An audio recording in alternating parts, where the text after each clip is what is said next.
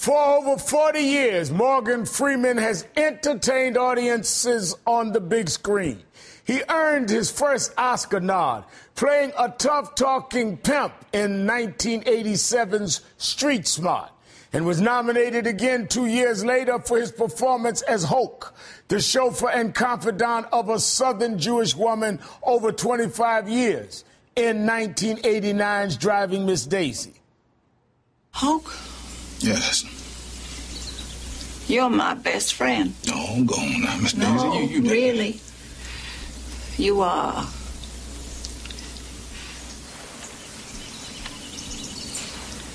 You are.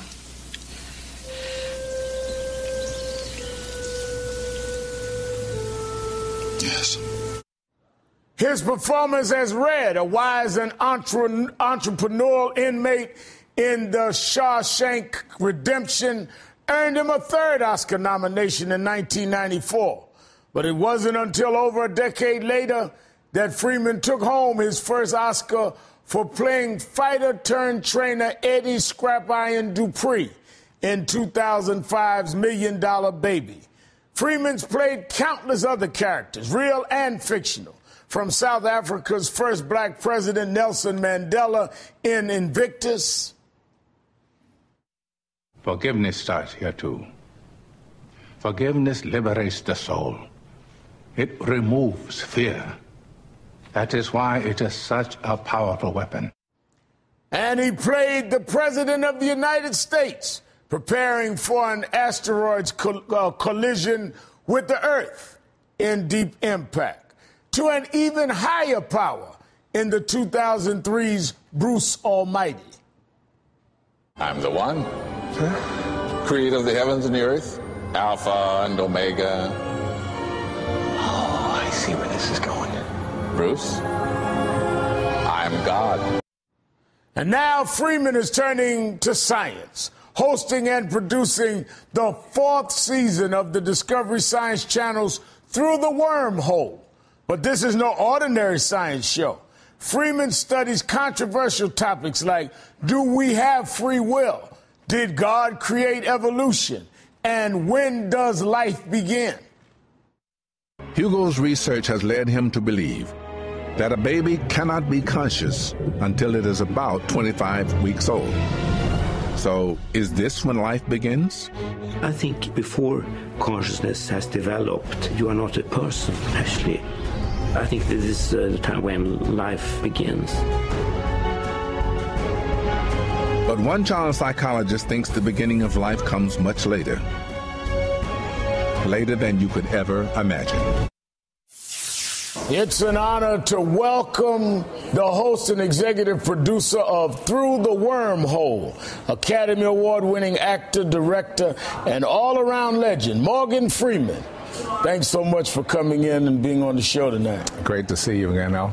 Now, Through the Wormhole, you've been producing it and hosting it for 4 seasons. Mm-hmm. What was your interest? What made you interested in science and understanding how things work?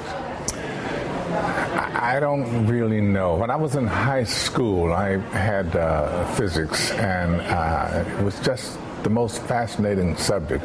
I was an A student, but I couldn't pass the test and get an A. Wow. I got my A's for asking questions. That was the thing. Is that right? That's so you've always had truth. this inquiring kind of... Always had that going on.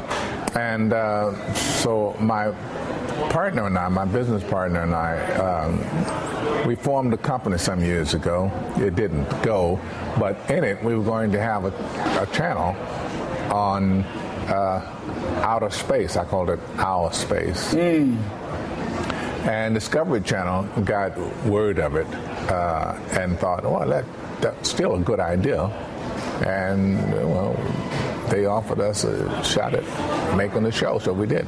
Now I'm looking at the titles of some of the things coming up, and you know the controversial side of me. I look at you doing one on can you hack minds, which I know is going to, for a lot of us that are into civil liberties and all, are going to be very interesting. What is that going to be about? That's there are scientists right now at MIT and at Berkeley who have figuring out how to see brain patterns and tell what you're thinking, know what you're looking at.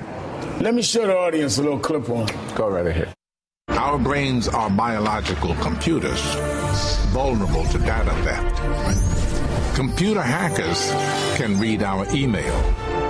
Brain hackers may someday read our minds.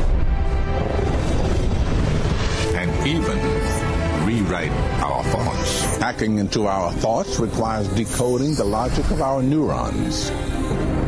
Science is getting close to achieving that goal. One day soon, our innermost thoughts may no longer be our own. I mean, this is fascinating stuff. Yeah. These scientists are into so many different areas of our lives. Because I think one of the things, we're always going to be exploring one thing or another. We always are. And I think we have to prepare for tomorrow on some level other than the one we're on. People are talking about, well, will we be able to survive the end of the earth? Will we be able to survive that? Well, if we don't start thinking about it, the answer is no. Yeah. So how can we start manipulating our environment, ourselves? And that's what they're getting into. Now, of course, you're right. All this has to be watched very carefully. Oh, yeah. What do you most want people to know about the series? I think people just want to know, we asking questions, and we're coming up with all kinds of different theories, not necessarily answers. You can't answer all of these questions. Right. But there are things that worth thinking about, Very, very interesting. Yeah. Let me ask you this. This is Politics Nation. You've been a big supporter of the president. You gave $1 million to one of the PACs last year. What do you most hope to see him do before he leaves? He and his wife have talked about science, have talked about learning. What would you most like to see him do as one that has been supportive of him? I think what he most wants to do is get our country back on track. That's probably rebuilding our infrastructure and getting our educational system squared away. I think if he manages that, he'll be happy enough. And that would be your advice to him, to focus on that? Well, I don't presume to give him advice, but that would be, I know that's what he wants to do. Those are two of the things that he's desperate to accomplish. Do you've been vocal about people blocking the president and obstructing the country, and I'm sure you took heat for that. But I sense that you're not political as much as you're just concerned about people. Exactly. I'm not very political at all, but I am very concerned, and I think that President Obama he was a good choice. Otherwise, we wouldn't have reelected him. Right. And obviously, he's succeeding against some serious odds. So he's a good man. This is the 50th anniversary of the March on Washington year. You've seen a lot in the entertainment world and the country in general. Mm-hmm. Are you hopeful in terms of people coming together, racial differences, and Reverend other things? This is America. Always hopeful. Always, you got to be hopeful here. This is the place where you can be hopeful. I don't care how low we get, how dirty the politics get.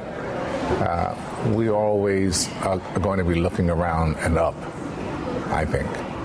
Got people like you and me here. Yes, and we've got to keep it going. And we've got to ask the right questions as you're doing in this series, even if we don't have the answers. There you go. Sometimes the answer is to ask the right question. There you go. Right. Absolutely. I think it's a very important thing, and we're honored to have you. You've been, to me, a tremendous, tremendous person in our lives. Well, thank you so much. That's very kind. Thank you. Morgan Freeman. Through the Wormhole premieres tomorrow night on Discovery Science. Coming up, I'm opening up my mailbag and answering your emails. Friend or foe? I want to know. Next.